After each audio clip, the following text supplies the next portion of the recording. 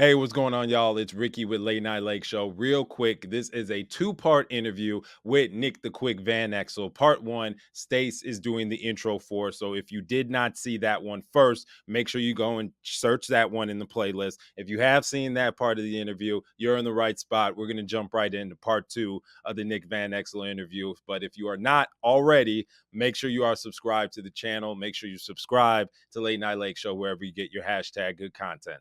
All right. Back to the Nick Van Exel interview. Enjoy. So, one thing that you kind of touched on a little bit, but like, how did you feel when we were talking about Jerry West? But like, what were your feelings in the '98 or when you end up getting traded to Denver? Like, did you? Because obviously, by that time, you've been in the NBA for a while. You know it's a business. As much as you love the game, it's just as much a business as it is a game. So, like, were you expecting that to happen, or were you like bitter? Were you angry? Did you? Was it just because you were going to Denver that you were upset, or did you just because you said you wanted to win one with the Lakers because of the Yeah, Shaq edition?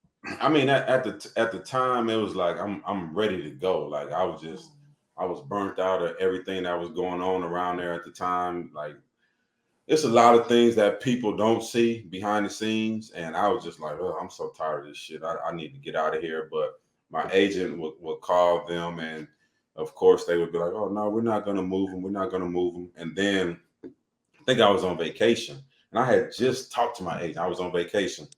Just talked to him like, no, you're good. They said they're not going to move you. And then all of a sudden, it flashes across that, you're traded to Denver. Now, me being traded to Denver, like, I wasn't mad about being traded. I was just mad about being traded to Denver because, like I Right. said earlier, it was just like, I'm not making the playoffs. Like, I want to be in the playoffs. You know what I'm saying? And Jerry West knew. Jerry West knew, like, if he would have traded me to a playoff team in the West, he knew Hell, I was coming. I was coming. So I'm just like, damn, Jerry, you couldn't trade me to a team in the East in the playoffs at least. But he was just like addition by subtraction, and type of so thing. I was really upset for that reason alone, just because it was to a team that was not going to be in the playoffs, and so that was why I was upset. Not because I was traded, but just for the team I had went to at that time was not a really good team.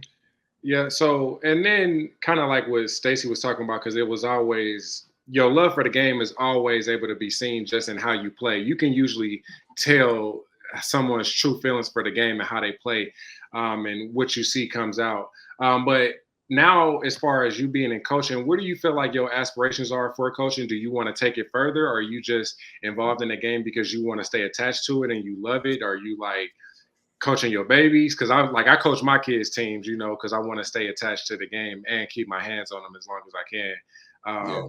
But like, where do you see? Because you've been in a few different staffs, so like, where do you see your coaching going? What type of offense do you feel like is like the best for you to run, or that you were thinking, or if that's something that you want to take it that far, basically? Well, coaching like when I retired, I said I want to get into coaching probably like 2 years after I retired. I started thinking about coaching when I had got traded from Dallas in 2003 to Golden State. Then I Mm-hmm. started thinking about coaching, like, this is something I want to do, when I retire. Um, I think with coaching for me is like it's kind of like you being at a standstill where it's just like you're right here. You can never get that break to do that, and for me personally, I kind of get frustrated with that. So like I don't know where coaching is for me right now. To be honest with you, I love coaching. I think I'd be a really really good coach because I can relate to players. I can talk to players. I can communicate with players, and I think that's one of the biggest things that's missing in today's game is just like communication and being able to talk to players. I think a lot of guys are good at what they do as far as X and O's and stuff like that, but coaching nowadays is so much more than just X and O's. Guys really go through a lot of shit nowadays that a lot of people can't go up to a person and talk to, Right. or maybe they can, but they're afraid to. You know what I'm saying? I'm neither one. Like I can go up to a person and talk to them, and I'm not afraid to go up to a person and talk to them because I lived it. You know what I'm saying? I sat in that other locker room. I understand what a player is going through. So I mean, right now for me, coaching is kind of like on the back burner. I love it. I'm gonna stay attached to the game as much as possible. Keep watching these young players, just watch them grow and just see what happens. Right now, I'm not with a team right now, so I'm just chilling. I got fired. Wait. I got fired. You know what I'm saying? So How did that happen? If you don't oh, mind us asking. look, so that's when I tell people I got fired, I'm like, no, it's all right, man. We get hired to get fired in the NBA. It's not a big deal. Right. So, like we really get hired to get fired in the NBA. That's really the reality of it. I mean, we've seen it for years. Guys come off of coaches of the years fired. Like it happens. Dwayne Casey. For real. Yeah. Yeah, Dwayne Casey, George Karl, Avery Johnson. It happens in the NBA. That's what it is. So when you get into that business, you got to know, like, look, don't buy, just rent. I tell people, one guy he's on the management side right now, and he was like, man, quick, man, I'm trying to get into coaching. What you think? He said, what's your best advice? I said, shit, don't buy. He said, what you mean? I said, don't buy, just rent, because your ass gonna be out of there sooner than you think. That's So, crazy. but like I love coaching though, man, at the end of the day, but I'm not gonna put all my eggs in that basket. I heard that. That's man. fair. I heard that. Who coming up, even in the NBA or even during your college days, who were some of your favorite coaches? And I kind of also want to know, on the opposite end, have you had any coaches that you played for that you were like, damn, this man he don't know what he's doing, especially now you've been a coach, you went through that portion of your career. Could you tell, looking back on it, that some coaches were just a lot more ass than others? This nigga ain't got a clue. It's Hey, that's a basically crazy question because as a player, you kind of like respect the player. You know what I'm saying? Like you gotta have empathy. You know what I'm saying, for the player. And so like I've been coaching for the last, 10, 12 years. So you got to respect the coach, you know what I'm saying? And so I wouldn't say there are coaches who I thought that didn't know their thing, because I don't think you would get hired if you really don't know what you're doing, especially at that NBA level. You know what I'm saying? You know a little bit of what you're doing. So out of respect for all the coaches, and I think all of them, they're great at what they're great at. They may be not great at certain things, but they may be great at this thing. So I give them that respect. For sure. And do you have any favorite coaches over the years that you left a more lasting impression than the others? I think Don Nelson for me was a really good coach.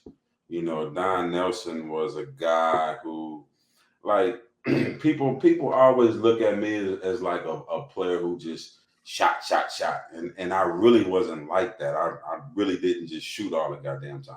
Like I made plays for players. I made players better. And when I got to Dallas, I came off the bench, and Nelly used to get pissed at me and take me out of the game because I wouldn't shoot. And he would always tell me to shoot. But I'm like, God damn, Nelly, that ain't really my game to just shoot all the time.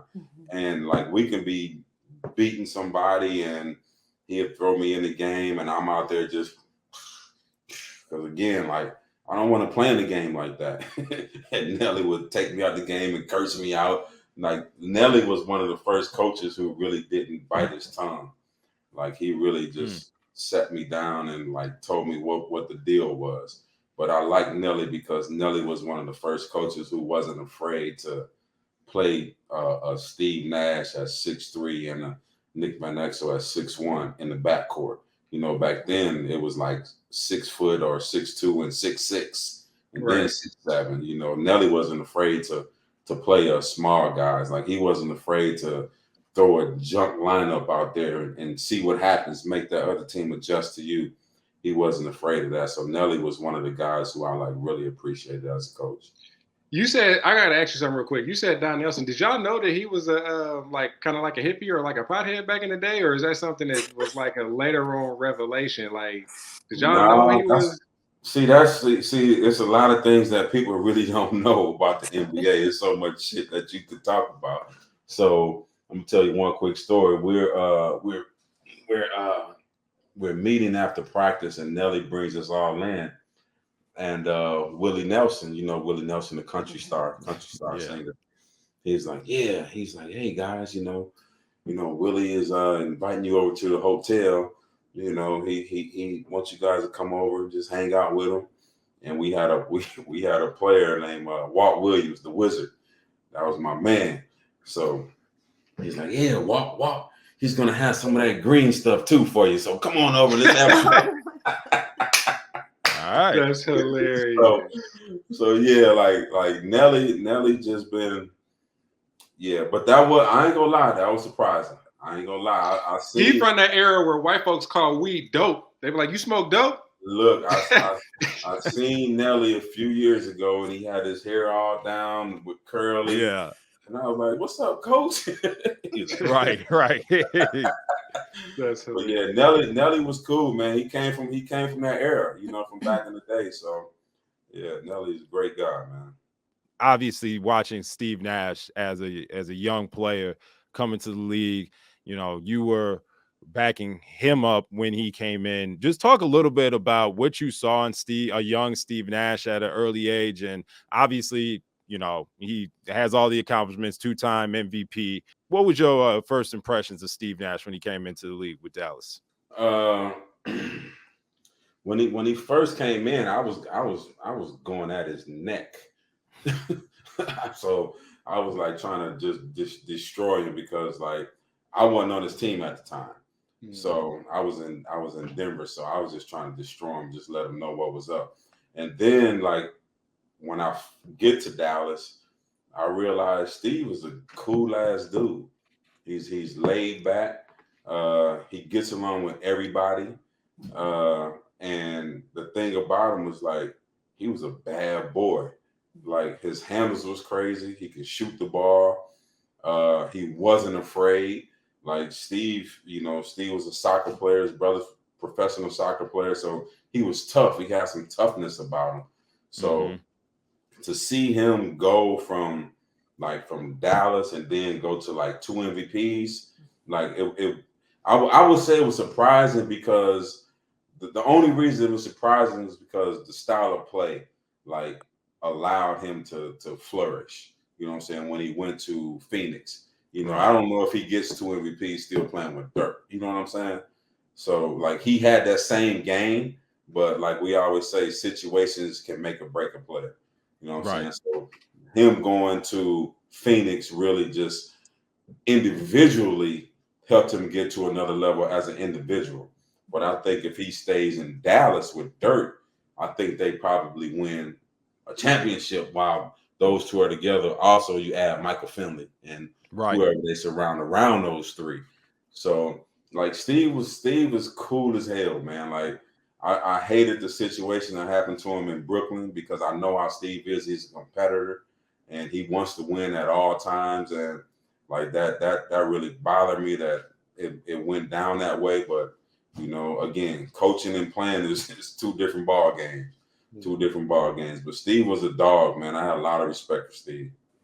Nick, just to piggyback on the questions from before in regards to like your playing style, and then also with this right now, kind of speaking from more of a coach's role. So obviously you were kind of like what we considered as a combo guard, like you could play on ball, play make, great scoring, clutch scoring, really. With the squad that the Lakers had just this past season and outside of LeBron, like who do you see, like from your perspective, who would you say should be the focal point for playmaking and running the offense from the squad that we just came? Shit.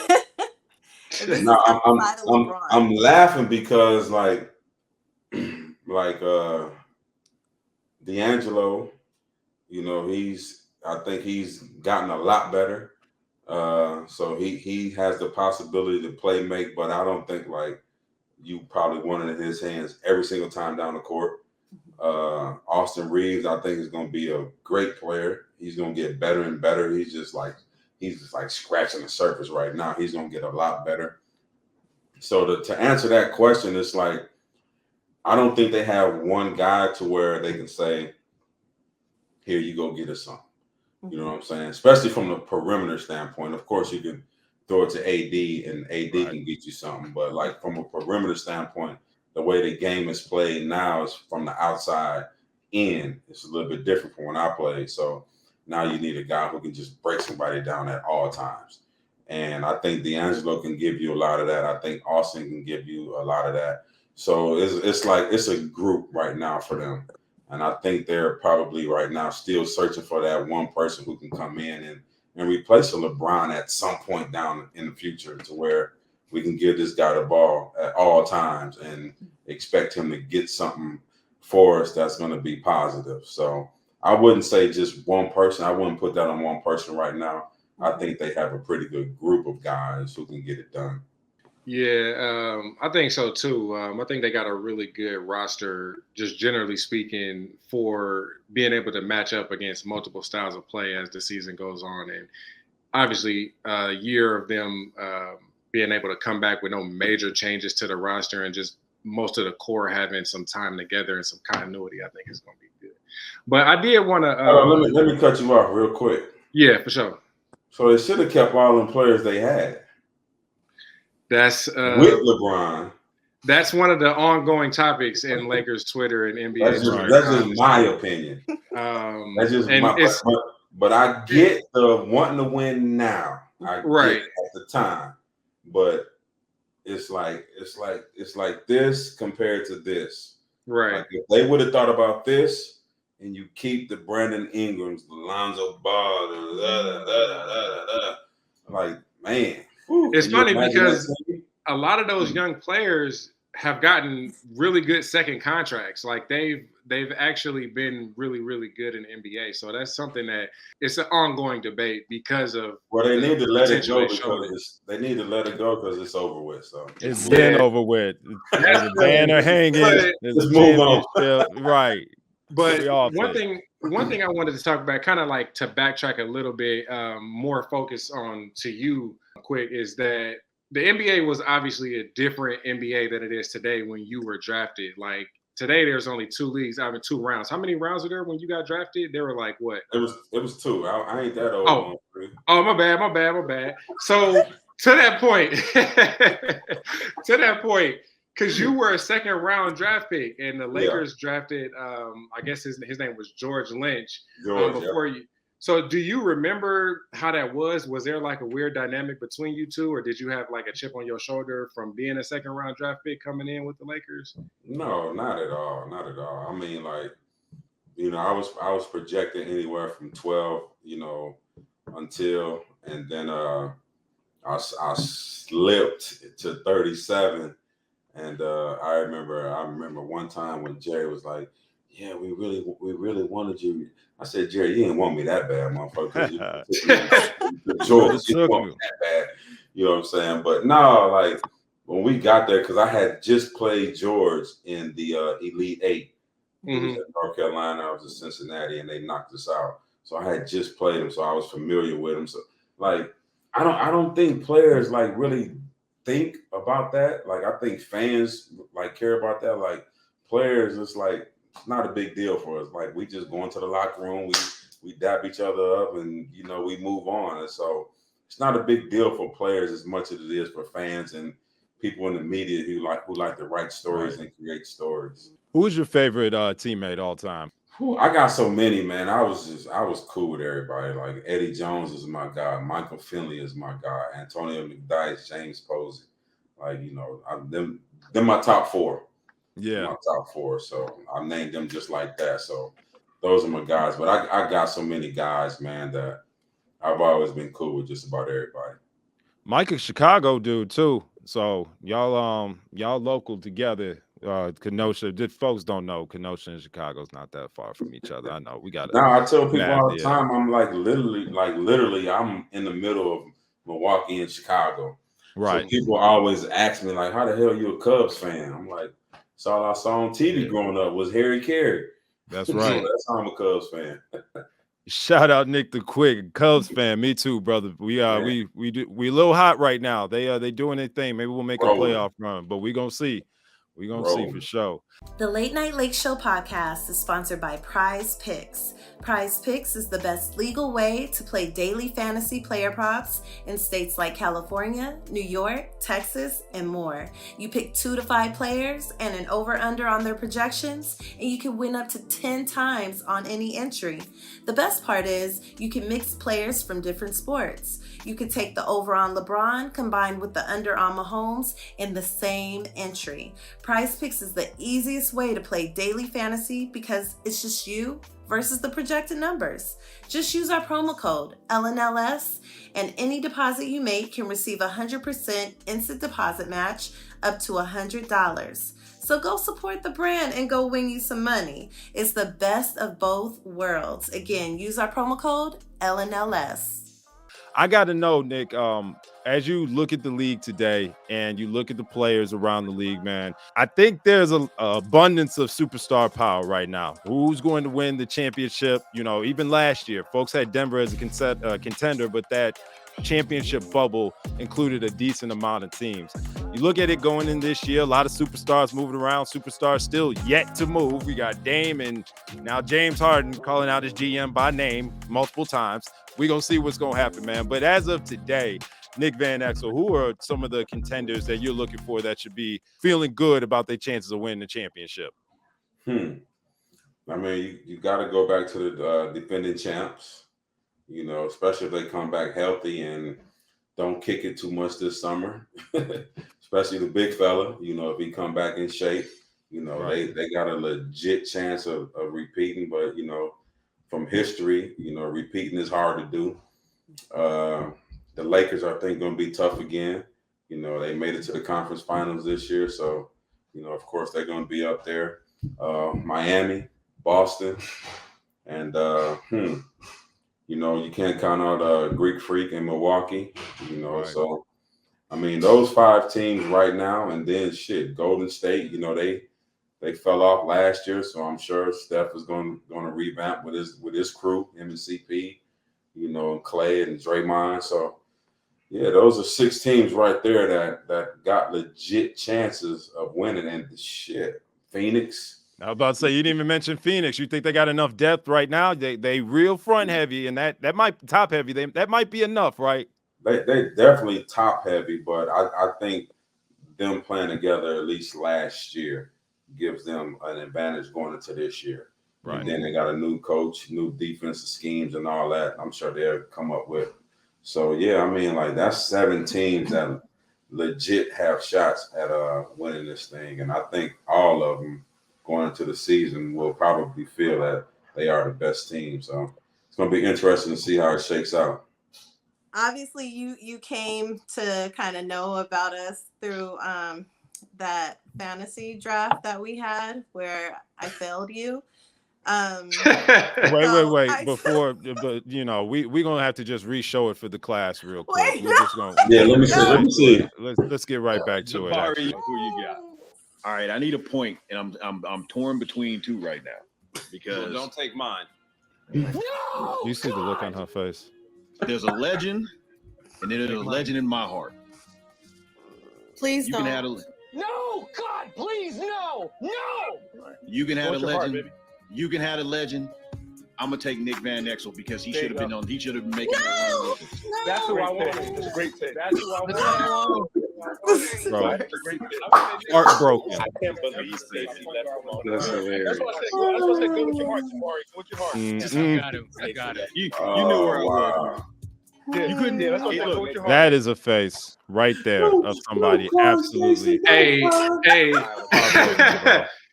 I hey, can't Nick, for the believe it. record, I wanted to draft you too. Me and Stace were both sick. You know what? You know who y'all sound like right now?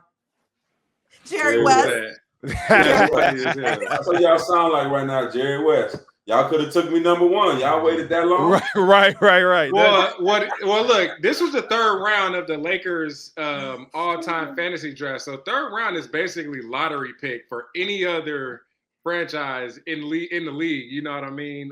But I just got to say for the record, my team whooped everybody's ass. I just want to put that out there. You won it? I didn't lose a game. My team didn't lose a game. Niggas was asking for reprieves after Wow. after they played my team. But look, I actually wanted to say something too because I got this video. Because like I said, I grew up in California, but I got this video of Tupac coming out of the forum after a game that the Lakers lost, and they were the reporters was asking him how he felt, and he was just like, "Nah, they played a good game and everything was good." So my question to you is, you were on the Lakers when Death Row was like at its peak, like at its like they were out of this world nuclear at that time. Man. And in 2023, a lot of people don't really remember if you weren't there at the time or if you weren't old enough to know. So my question to you is like, everybody comes to like Lakers games. Do you ever remember seeing Pac at a Lakers game, or do you remember like Death Row ever coming to Lakers games, or do y'all have any stories party of with running 'em, into yeah. Left Go?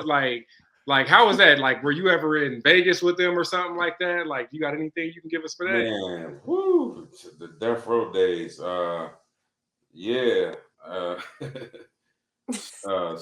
Pac, I never really seen Pac at the games, but I did. I used to see Pac out all the time, like, you know, in LA. Mhm. I remember the very first time I seen Pac, we was at this late night, like after the club restaurant. I forgot the name of it. It's in Beverly Hills. Mhm. And I asked him for an autograph because my little cousin was like, he was the biggest Tupac fan. So I asked him to sign a $5 bill. He signed it for me. And I've seen him a few other times, you know. But Snoop was my guy. Right. Like, That's what I was going to Snoop ask was you my next. guy. Snoop used to come to the crib, him and the crew, and his uncle used to always go to a little Chinese spot in Inglewood and get the fried chicken for us. And I'm like, Snoop would be at the crib, man, and we'd be playing back then. I think it was NBA Live. NBA Live. Mhm. We'd be playing that, and everybody playing. Man, I should leave them dudes downstairs, man. I used to go upstairs and go sleep. I literally was like, look, man, I'm done. I'm tapped out. I'm going upstairs and going to sleep. And I they heard would be that. downstairs still playing the game. Like, Snoop was my dude. And I used to see them dudes out, you know, Big Suge and them all them cats out in the club all the time, man. But like, Hey, man, you said Right. NBA Live. I used to play with that too, but I got to ask you this because I think they had it like this in live. What made you, I'm sure you've answered this before, but what made you shoot your free throws the way that you did? Because everybody is at the line when they shoot their free throws, but you were like damn near right inside the Right. 3-point line. Like, so did you just feel more comfortable shooting that far away, or what was that? Because they even put that in the live game. yeah, I definitely felt comfortable shooting it from back there. I was it seemed like every time I missed when I was in Denver, I would miss and hit the back of the rim. So I just started moving back a couple times in practice, and then I just started doing it in the games, and shit, it helped me out a lot. That's funny as hell because it's almost odd. Like, you would never see something like that, and you know your coaches always try to, you know, they want to make it as easy as they possibly can. So that was one thing that I always thought was cool about you, because I used to feel like you used to just do shit differently just to do it, and you would still rock it. But that's crazy you say that, because like when I see guys and I see where they miss like most of their free throws, and I want to tell them to move back, but I don't because I'm sitting behind the bench and I don't want to tell a guy to move back. I'm like, why the hell did you tell him that? But I mean, to like, it's a feel, like free throw is a feel. Yeah. Like guys that like literally like get up on the line, like those are really, really good shooters. Like Steph, for him to be like up, like those are really good shooters, because it's all about the touch in the field. And I see so many guys, like when they miss, like they're not offline, they're just long shots, but they're up on the line. Like, scoot your ass back. You got them big ass hands and you all over the ball. If you just scoot back just a little bit, I guarantee you it'll work. But I don't know shit. Nick, I got a question for you, man. This is I drew a little firestorm on X or Twitter, whatever the hell we calling it now, because there was a video of Rudy Gobert practicing 3-point shots around the arc, bro. When you were hooping and in your day, big man was running to the block, right? Running, like Jody said, 90 to 90. Today, it's starting to change a little bit more. Obviously, the last two MVPs of the league get their money's worth in the paint and on the block. Yeah, they could stretch it out with Embiid and with Joker, but they are definitely still some block bigs. Where do you, after coaching and being in this generation and watching players kind of change their style now to more outside in, how do you look at bigs? And do you think bigs are still better served being that lob threat in the paint, one move that they can remember to form? Or are you agreeing with them also starting to move out and starting to craft their three-point shot? So David Fizdale, I worked with Fizz in Fizz. Memphis, and that that was my guy. He was my assistant coach when I was in Golden State for a year. That's my guy, and he used to always have this saying, "Adapt or die," and I really believe that saying, "Adapt or die." So if you can get a big in this era that's a joker-ish, can play on the perimeter, knock down shots, put the ball on the ground, create plays for his teammates, and can go inside to the block and deliver, then hey, so be it. So I'm not stuck on the Shaqs, the Olajuwons, the David Robinson, Patrick Ewings, because this game is not about that right now. It's an outside game, and if you can get a big that can stretch the floor. With the way they play now, they got 4 guys on the perimeter and sometimes 5 guys on the perimeter, then so be it. So, but we know that a lot of guys can't play that way. It's only like I ain't even gonna say a small handful. It's really just 1 or 2 that can actually do that. You know what I'm saying? Yeah, right. Consistently. So, I mean, it's adapt or die. You gotta really just what your team has. You got to figure that out. There's some teams that have a good post-up player in the big. Some teams have no post-up players in the big, so that means he's just screening and rolling. And then there's some teams where a big can kind of do both, but not really, really good, but he can kind of do both. So it's about what your team has. And like for me, it's like, what would I want? I would want a dominant big inside because I know what that's going to create for the other 4 guys around him. So, I'm a little bit old school, but still I believe in like the way the game is moving now. It's an outside game. It's spacing, it's passing, it's cutting, it's moving. So, it's adapt or die type of league right now for the older guys. So real quick, Nick, obviously I had just 2 questions related to that fantasy draft before my team blindsided me about with that video. But no, okay, so the first question was, I want to know who your starting 5 would be. Laker players starting 5 all time, who that would be. And then also I want to know your top favorite guards / playmakers in the league today. Oh man, you gonna that's a fucked up question, Stacey. Because the reason why is because I didn't see a lot of those old Lakers, and I'm not a guy that says, well, so and so is better. I didn't see so and so play, right? So, damn. And this is just your starting 5. Right. If it's my starting 5, and yes. Look. All the Laker fans, I love y'all, but this is what I've seen play with my eyes. So it's not like everybody else. Ain't none of y'all seen some of these old players that are just going off of what they're saying. So I'm gonna go Magic. Okay. I'm gonna go Worthy. I mean, not Worthy. Kobe at the 2. Okay. I'm gonna go Worthy at the 3. I'm gonna go Worthy at the 3. Then I'm gonna go Bron at the 4. And then I'm gonna go. I know that's tough. I know Shaq and Cap. It's Shaq and Cap. Shaq is the most dominant big man in the history of the game, most dominant.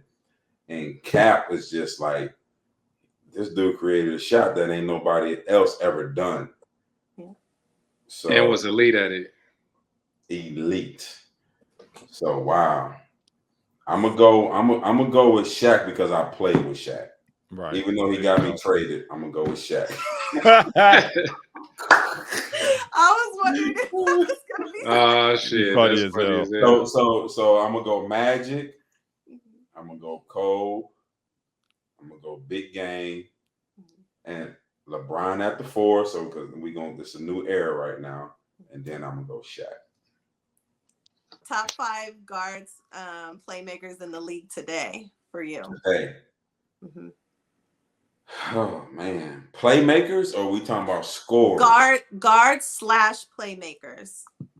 So you can gauge it however you want based on scoring, based on whatever. But Are guards. we just talking about the one position, the 5, the point guard position, Yeah. or just guards, 1s and 2s? Now Okay. We can limit to that. let's get his 1s. Well, it depends. Where you put Steph, as a 1 or a 2? Oh, Steph is a 2. Steph is a hybrid. A He's hybrid. a Okay. basketball player. So He's a 1s and 2, we'll put them together Basketball Okay, player ones first and position. He's a bad man. then. Yep. So yeah. Steph. Put Steph up there. Luka. Yeah. Damn, now y'all got me thinking right now. So Steph, Luka. I think Kyrie he's just a gifted scorer. Like he can score with the best of them. So I'm not gonna put Kyrie in there with those guys right now. But he's a dog. He's a dog. Damn. You got Trey. You got shoot. What else we Ja. got? You got Ja. You got Oh yeah, boy. Ja. I forgot. Yeah, Ja. Because I'm just all over the place right now. There's so many guys. I'm gonna put Ja in there because he can really make plays, make guys better, and be flashy with his own shit at the end of the day. Mm-hmm. Who else we got out there? I think De'Aaron Fox is on his way. I think he's on his way. That's my guy. Yeah, I think he's figuring it out. So yeah, I think he's at that level to where he's about to take that leap. Then you mentioned Trey, of course. Trey's a bucket getter. He can make plays, make his teammates better, for sure. So yeah, I mean, like it's so many. Yeah. It's so many. Like a guy that people like really sleep on. That if he wanted to, is Jrue Holiday. Because Jrue got so much shit that I think he knows it. But UCLA legend. Yeah, I don't think Jrue wants to go out there and be like that guy. I think Jrue is just cool with being right here. Like, let Giannis do his thing, but when Giannis needs me, then I'm gonna go ahead and do my thing. But if Jrue was to really say like, I'm about to kill y'all tonight, he can get it done for sure. That's one of my names on there, Nick. Of knowing your opinion on Jrue Holiday is a good barometer for how much you love and you watching the game. Because Jrue, one of them ones, man, that if you actually studying both sides of the ball and seeing what elite basketball actually looking like, that's what it looks like just as much as any flashy plays that you see on SportsCenter. So shout out Jrue Holiday. That's my guy. Bro, Jrue make it look so easy. It's like he just out there playing. Like even Kyrie, like I used to be like when I first got into league coaching, when I was in Atlanta, my first time, I'm like, Kyrie bullshitting. Like Kyrie is just like just like he bullshitting with the game. Like this shit is so easy for him. You know what I'm saying? It's like, bro, like stop playing with the game. It was just too easy. Like he just out there like come on, man, murder these dudes if you can, man. But he just like just going through the motions, just like, yeah, man. These dudes are good, man. They talented nowadays, man. The ball handling, the athleticism, the shooting, like it's on a whole nother level right now. Well, there's one thing for sure, Nick, is that these generations of players inspired by the things you did on the court, man. Shoot, Laker Nation inspired still to this day, arguing over draft picks and who gonna draft quick. So, man, this has been nothing short of an amazing opportunity for us. Nick Van Exel, thank you so much for dropping by Late Night Lake Show and chopping it up with us, man. We pray that this is not your first and only time here. We'd love to get you after some Lakers games, get your opinions into some of our spaces that Stacey hosts on Twitter or X, whatever the hell they calling it these days. But regardless, my brother, thank you so much for joining us this week. We really appreciate it. Yes, sir. Hey, man, Appreciate you, man. y'all, man. Appreciate y'all. Thank you. Absolutely. So that's going to do it for this episode of Late Night Lake Show podcast. Again, if you aren't already, make sure you're subscribed to us wherever you get your hashtag good content. Stace, doing your thing on the ones and twos on the interviewing side. Shout out to you, Jody, my man. As always, you know what it is. Yes, Appreciate sir. you hopping on the podcast. So that's going to do it for us, folks, for Stacey, for Nick Van Exel, Nick the Quick, and for our boy Jody. We'll see you on the timeline. Peace.